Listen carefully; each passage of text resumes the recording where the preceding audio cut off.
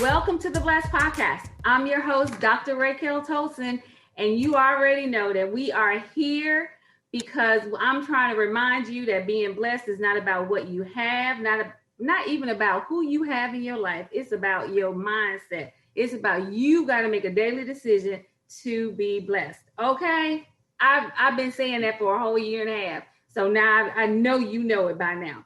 But anyway, I am here broadcasting on WYTV7 Christian Broadcasters Network. It is a nonprofit charitable radio broadcast with the mission to empower, encourage, and educate. If you are enjoying the Blessed Podcast, please go to www.wytv7.org and donate. Hit the donate button and let us know that you are enjoying and you want us to continue. So we're sponsored every week by Tolson's Publishing, and it's the month of February, so it's all about love. So you need to go read Undefiled, because let me tell you, that's a book about love right there. And we may talk about it a little bit on this podcast because it's February. We're talking about love, and I have two guests. I have Keon Morgan. He is the director of community engagement and educational initiatives within the Southeast region for the National College Resources Foundation. That's a whole lot to say, Keon. We're gonna have to shorten that. He the director, okay? He the director. Director. But he's also the creator of the podcast and the Facebook group of So You Think You're Ready for Black Love. And that is why I have him on today. But he's not alone. I also have Siobhan Butter Manswell. She's the host of Butter's Basic Platform for the Unknown to Get Known. I love that. We're going to definitely have to talk about that for a minute. She's the manager at Dropping the Flavor Radio. She has 15 years in the industry. She uplifts the community of creative arts. But you know what? I'm ready for Black love. I don't know about the other people out there. They might be like, I'm ready to. So we are ready to start this conversation because it is February and we are ready for Black love. Hello and welcome, Keon and Butter. Hi. Hello, Dr. Tolson. How are you? Thank you for having us. I'm good. Thank you guys for being here. So we're going to get right into it after I find out what butter means. What butter? Well, butter is always in the mix. You really can't get bread without me. I'm constantly on a roll. And now you're cooking with butter. I love it. But wait a minute, though. What's your mama say about butter?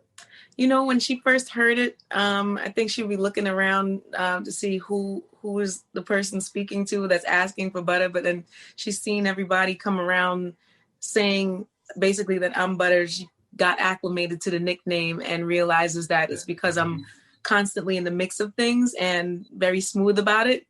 And I know how to get things done my way, usually. Without making you feel buttered up. It's butter always in the mix. That is so good. Did you put a lot of thought into that, or did it just like come to you? Like, you know, it came very naturally, and then all the accolades that you hear surrounding it kind of like just added to the pot, the flavor of it. So, you know. Yeah. Mm-hmm.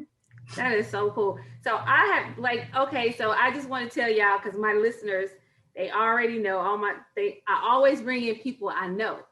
So Keon is somebody I've known for a long time. Since we moved out to LA, we met at First AME Church. He is a bruh. He's a member of Omega Psi Phi, like my dad and like my son. No. What? I'm not a member. I was researching. Oh, I thought you were a member. I was always researching. That's why I asked him a lot of questions. Okay, my bad. I thought I was in the process. Oh my goodness, 2008. It's summer 2008. I was in the process, and it was just the wrong time of the year when everything got started because of grad school, work. I had the crazy work travel schedule. So okay. But, Okay. Yeah, That's so I funny was that 8. that's so funny that Keon was researching frat. I was researching sorority when I was in college as well.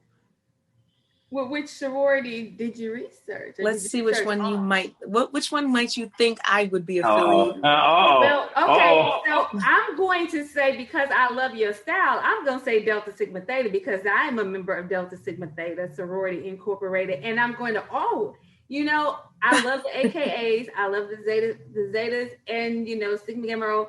But I am very partial to Delta Sigma Theta. Well, of course, if you joined Delta, you'd be partial. But I was friends with the main head AKA when I first got there. And she showed me so many wonderful things about being a Black woman in the collegiate society of a PWI. And she just taught me so many things. And as I thought about becoming a part of it, some things happened within the whole fraternity and sorority age of SUNY Buffalo that didn't allow for lines to even get to go far or cross. Okay. So. Yeah, I can understand that. I actually have a lot of friends who are AKAs. But you know what? We're in Black history, and to me, when you think about Black people, you have to kind of include a conversation about Greek organizations, mm-hmm. because they are so vital in the Black community, the Greek organizations. Okay, what I was saying was, from what I understand, Greek organizations are like the gatekeepers to excellence in the community of the hierarchy of business, and as far as like accelerating in business and ownership, entrepreneurship, and things like that. They just provide a community of togetherness that allows for that accelerant to happen. I agree. And I'm going to get off the subject, but shout out to our Vice President, Kamala Harris, who is a member of the Divine Nine. Okay, but I'm going to just say the Divine Nine. No, be inclusive. You can be inclusive. Yeah, I know. I told you most of my best friends are AKAs, but yeah, shout out to the AKAs and Vice President. But let's talk about Black Love. So Keon, I want to know, why did you create So You Think You're Ready for Black Love? Well, and once again, shout out to the VP. It came after a date in November 2018. The young lady I went on a date with kept saying she deserved Black love, just like those from the TV shows and movies. So I said, okay, Whitley. And she just kept on talking. I just kept calling her Whitley because, she was this fairy tale. And I said, she said, why do you keep calling me Whitley? You talking about Whitley, Dwayne Wayne's Whitley from... Exactly. Okay. You knew what it was. Butters already know what it is. Yeah. And not saying she didn't know what it was, but I was just like, okay, Whitley. She's like, why do you keep calling me that? Because I'm Dwayne, number one. But two, is the fact that that's a script. They can edit that script. And, there's so many other things they could do in terms of action, cut, make the happy ending they want. In terms of dating itself, you have to create that with your partner, but you have to do it in a way that's not pretty much edited, cut. So, we had a back and forth conversation, which was excellent conversation. And I said, you're going to make me create a podcast. Call you, So You Think You're Ready for Black Love? She said, no, you're not. 2 weeks later, I created. Inspirational. It gave me some inspiration. You got to. I got to make sure this. You got to get your inspiration from somewhere. And she will always have free tickets to any event. She will always get a signed copy of a book. I'm serious. When the merchandise come out, I'm sending her shirts. I'm always give her love. So crazy. So, Butter, are you a member of the So You Think You're Ready for Black Love Facebook group? Not on the Facebook, because I'm barely on Facebook, but I'm on the Clubhouse. Clubhouse. Okay. Yep. And what drew you to that? Yeah. Previous to joining it, Keon was just like me, floating around in rooms on Clubhouse and getting a vibe for what was going on. And then I seen that he was a part of that, or the creator of that house. And I was like, well, this sounds to pique my interest, because I'm Black and I do think I'm ready for Black love. I would love to participate and see where it goes. So I joined. The conversations are sublime. That, you know what? So one of the questions I have is, how do you know you're ready for Black love? So it's like, okay, you know, it's like, so you think you're ready, but like, how do you know that you're ready for Black love? Kenyon, since you started that, what would you think that people need to do to be ready for Black love? Well, and creating so you think you're ready for Black love, the biggest thing for me was to look in the mirror and ask myself the question. And with that being said, take accountability of my dating history, my dating past, and kind of what the title of the whole, or the mission statement of what we are trying to encounter is, you know, and to increase Black marriages and relationships, that we must must have the conversation on overcoming past trauma, past issues and situationships in order to, you know, pretty much heal. And that word heal, you know, we've all some way, somehow been hurt. Mm-hmm. Regardless of what level, we've all been hurt. And sometimes that keeps us from being ready in terms of being hurt and not being properly healed. So in order to attract that best version, to attract that partner that you really want, you got to be ready. So that means you got to be the best version of yourself. So that's pretty much how I look at it. When you know you're the best version of yourself is when you attract the person you deserve. Now, granted, you may say, well, I'm done with school. I done got this great career. I done traveled the world, and I still think I'm ready, but is the person ready for me? That's the question. That, you know, that is awesome. But I'm going to ask you before I get in here, because he said some things that I got to jump on, but I wanted to give you, well, you know what? No, I got to say it. I got to jump on it. Accountability was huge for me when he said accountability. Mm-hmm. Accountability. People have to be accountable for what went wrong before. And I'm speaking right now to my sisters, really, because seriously, we a lot of times play the victim. He did this, he did that. But I'm always quick to say, okay, but you chose him. Now, did he show you that before? Now, if he was a complete angel and just had you totally, you know, because there are some people out there like that. I'm not going to say that they aren't. There are some people out there that will totally just change once they get into a relationship. But a lot of times they are like that when you was looking at them, when you was dating them, when you were, you know, wanting to date them, when the first phone call, you got red flags. We do that all the time. And then we want to play the victim, and then what happens though, and I'm not saying that they were right, they were wrong. But what happens, if we don't take any accountability, guess what happens? We meet that same person over and over and over again. I know already there's some people out there, some women out there ready to throw stuff at me. But I'm telling Butter, am I lying? I don't think that you're lying. I think that not all the time do we recognize that it's a red flag, but you definitely do have an inkling in the back of your head, the back of your head, like something didn't sit right and you didn't address it. And if you did address it, the response didn't fit. And you still go ahead and say to yourself, don't worry, I could fix that. Don't worry, I could work on that. Nah, don't worry. He'll come around, or I'll make him come around, or don't worry, I definitely I can look past that. But girl, how much can you actually fix? How much can you look past? How much can you ignore your gut? And for me, it's like, how about I send you some red flags and see how you respond to it? I'd rather do that first than to have me be the one with the inkling. You tell me what you think about me.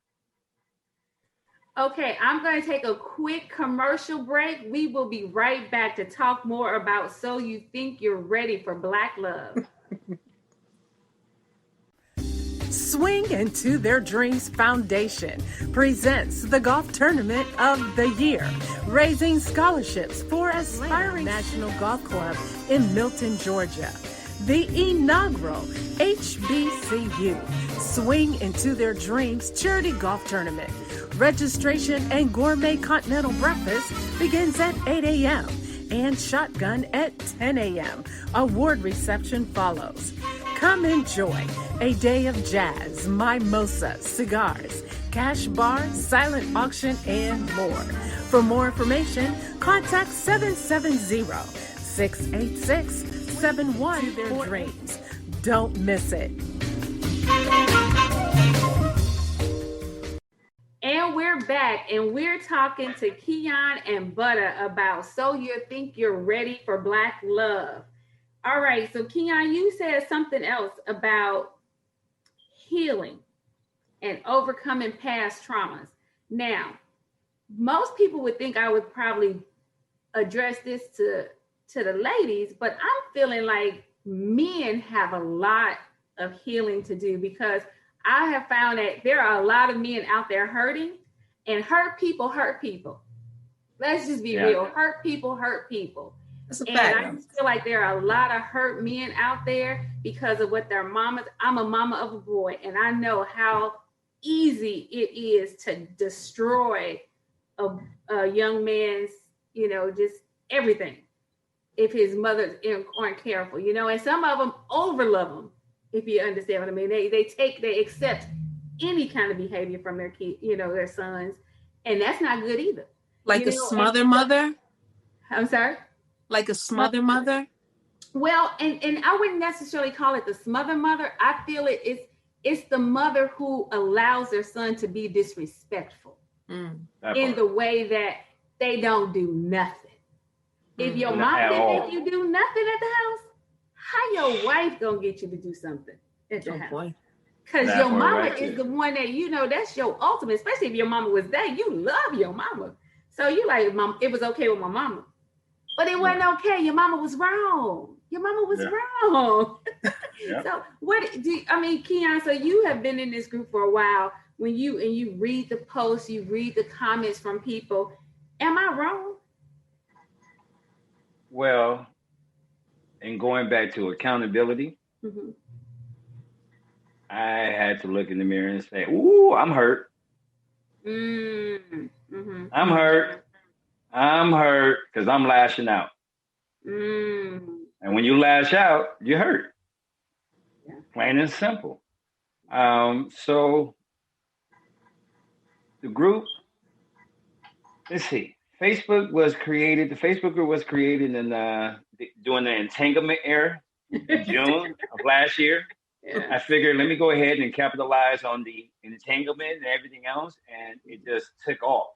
And the commentary at the beginning of the Facebook group was phenomenal. A lot of love, a lot of just great dialogue, a lot of just wisdom being shared very maturely, in the fashion that wasn't talking about sex, in the fashion that was very supportive, and it was no finger pointing. It was more, some did this and some did that, less generalization. As time went on, the shift occurred within the group. But in being accountable, I was changing. So the direction of the group was changing. And it became unhealthy because I was unhealthy. And I'm not going to talk personally about dating at that time, but I was unhealthy. So it caused me to say, you know what, let me step away. And I created a couple moderators. They looked over it for a couple months as I kind of, did my Homer Simpsons. I like to crack jokes and say I went in the bushes like Homer. But with that being said, I looked around and saw what people were posting, and I saw so much negativity. Some positive, but it was a lot of just, ugh. And then I said, you know what, let me just go ahead and stop. And I stopped everyone from posting on purpose because I felt like we need to reset. But that reset also included me having to take 2 months once again and look at myself and say, I created this, I caused this, so I need to fix this. So since then, I went from no one posting to I post some stuff here and there. Now, me approving messages from people. But to get back to the question at hand, we as men, we got to, we got to take accountability. How are we going to get one of these queens like Butters or like yourself if we're hurt? You don't want to be around no hurt man. I don't want to be around a hurt homeboy, even though I'm gonna have his back. But I ain't, bro, you always hurt, bro. They're like, nah, man, I don't need the energy. So the biggest thing is we have to look in the mirror and stop doing this. Well, she didn't have this, and she didn't do that, and this, or she made me mad, so I left. As soon as I left, I went to go holler at the other one. We have to take it. Yes. We only got 10 minutes left. I don't know. We got 10 minutes. We're gonna do it. We're gonna have a part 2. We don't have to. We're gonna have to have part 2 for Valentine's week. But Butter, I have a question for you because I'm not dating right now. So I needed to have a woman that's on here that's dating, that's ready for black love, that's dating. Tell me, how is it out there dating and and trying to find black love? Are we speaking pre-Rona or during Rona? You know what? Well, wait, let me just back up because my son found a boo during Rona, and I know some other people that have also. I'm a little more selective during the Rona than I was pre-Rona. Okay. And I think that dating now is a little bit more fun because you have to be inventive, especially since I made a rule that I don't want to date inside of my home. That had been a trivial mistake, that to let somebody into the comforts of my space too soon. Yes. And then they become adaptive to that way too easily because I'm very easygoing. My space is relaxing. Look, I spray paint planets on my walls just because I feel like. And I'm an artsy kind of creative, so guys tend to like stuff like that. But when you start to become more on the serious tip of, hey, so what does life look like for you outside of my space? That's when things start to get a little more complicated. So I choose to do fun things, take a walk here. Let's do more than take a walk. Let's take a drive for no reason and see how you act with me. Let's go to the grocery store because if we're going to come home and I'll cook something, how about you cook with me? Like, we got to find more intimate ways to date each other in the Rona because I'm not your servant. And you don't live with me, and you have a place to go to, and you should behave that way. I love it. Keon, I'm going to ask you that question. How is it dating? How is it for you out there looking for black love? Really quick, because we almost out of time. Oh, dating is you got to be cautious because, and I say this as Keon, who is as confident as anyone who has done this and that, especially in the city where a lot of attractive, educated, professional, great women out here, sisters here in Atlanta.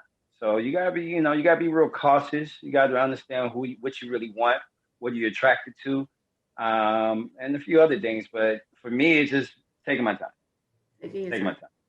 Because after what I just went through, I'm really taking my time. But you still ready for black love? I have to be. Because how are we going to continue to have black love if I, as a black man, don't get my black queen?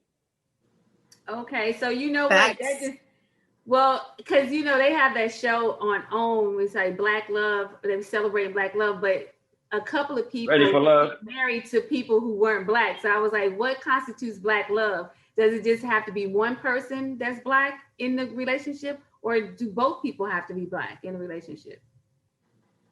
In your opinion, I'm like, we not saying facts, but in your opinion, Butter, you give me yours first. I think it will require two people to be in the situation of blackness to be ready for black love. Okay, Keon, your thoughts. Two people. It takes two I'm people. Sorry, I'm just now. Granted, I want to make sure I say this.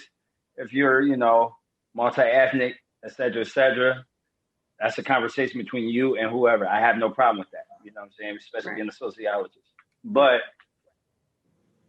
okay, and out for any of my non-black people out there listening, this is not to say that we are anti anybody. We're just saying, not well, at all. first of all, it's Black History Month. Let me go there. And this is the one month that the United States is okay with us being all Black everything without them calling us Facts. that, right? You know what I'm saying? But anyway, Right. so I kind of agree with the two of you, but I just found it really interesting in our own they allowed, the people who were not married to Black people to be a part of that conversation. Because, and let's be clear, you can be ready for love, but to be ready for Black love, it is a little different. It's a little different because there's certain things that we do have to deal with that other people don't have to deal with. And I'm sure interracial dating, interracial love is different also. There are some things that those two have to deal with that people, two Black people wouldn't have to deal with. So anybody out there, don't get offended. This is just what we talking about because it's what we talking about. But I got can I just add something to that? Everywhere you go in this life, your environment is something that shapes how you live your life, right? Mm-hmm. It's what you learn from. So if you're walking around constantly with your environment inside of your cranium, that's your environment that's shaping you. So if I'm a Black woman and he's a Black man, we're both in the environment of the ether, the Blackness. Yeah. What's wrong with sharing that understanding that since we're in the same environment mentally, let's be ready for each other in a way where others can't intervene in that space. Right. And there's absolutely nothing wrong with saying that out loud. Yes. You know what? And it's so funny because as I'm a very spiritual person, and I wholeheartedly believe that spirit has no color. But this is what I like to say. I'm a spiritual being expressing as a Black woman, and that is okay. And my expression as a Black woman, it is something that I hold dear to me. But I understand that my spirit is colorless. But that's my expression as a woman, So we can be whoever we want to be and do whatever we want.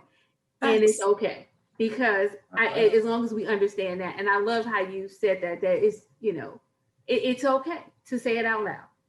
Y'all, we gotta go. Butter, tell people how to find you. Oh man, well you can find me on the gram at Gazebo, GAZZEBO, and that's with 2 Z's so you don't sleep. 11210 because I'm a Brooklyn girl all day, every day. And you can check the hashtag Butter is always in the mix. Please believe it, Brooklyn girl all day, every day. Thank you very much. I love it. Keon, where can they find you? Well, it's dope to have the East Coast perspective too, because it's all about the West Coast. But anyway, you can find me on Instagram and Twitter. I am K_West, as well as you can find the Black Love. So you think you're ready for Black Love Facebook group, as well as the I Am Ready for Black Love. Excuse me, on Instagram, I Am Ready for Black Love, as well as on Clubhouse. Once again, type in So You Think You're Ready for Black Love. Shout out to my iPhone people, because if you don't have, and click that green house. Right. Click the green house, search for So You Think You're Ready for Black Love, as well as on YouTube as well. Yeah, I was about to say, and Butter, aren't you on YouTube? Do you have? I am also on YouTube. You can check for me at The Butters Basics Show. And I am the platform for the unknown to get known. And my focus is anger management for the diaspora. Thanks for asking. I love that. I love it. We are going to have to get together again. But yes. That was so much fun with you two. And listen, good luck out there finding that Black love y'all looking for. And me too. Look, I think I am. I was going to say. I think I'm ready now. I was going to say. Rona messed me up. I was like, I'm ready. And then the Rona happened and I was just like, no, that's okay. That's okay. That's funny. Shout out to Angel Johnson. She's also the co-host on the show. She had a prior obligation, but that's my partner right there. She's been rocking with me for 40 plus episodes. But it's dope to have Angel, as well as now Butter's part of the team. So we're growing. And we have an event coming up on February 11th here in Atlanta. So a speed dating relationship panel mixer. Well, if you are in Atlanta, you go check it out. It has been fun.